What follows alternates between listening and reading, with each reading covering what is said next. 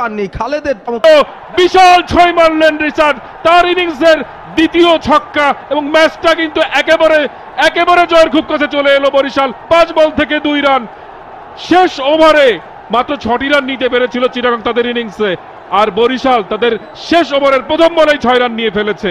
ম্যাচটা কিন্তু এখানেই আবার দুলে উঠেছে এবং লগনের ওপর দিয়ে যে ছক্কাটা মারলেন তিনি, দেখার মতো শট। ফিল্ডার দাঁড়িয়েছিলেন, তিনি শুধু উপর দিকে তাকিয়েই থাকলেন। বরিশালের গ্যালারিতে উল্লাস, বরিশালের টেন্টে উল্লাস, ওনার্সরা উপভোগ করছেন।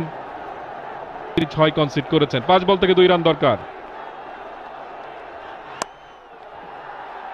সফট হ্যান্ডে খেলেছেন, খেলেই 1টি রানের জন্য দৌড়, কাছ থেকে পাওয়া সম্ভব নয়।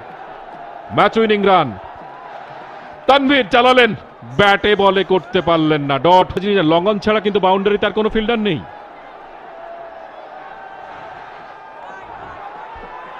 স্লো একটা বাউন্সার দিয়েছেন, কিন্তু আউট হলে কি হবে, রান আউট হয়েছেন, কিন্তু ওয়াইড তো দিয়েছেন আম্পায়ার। ম্যাচ কিন্তু শেষ।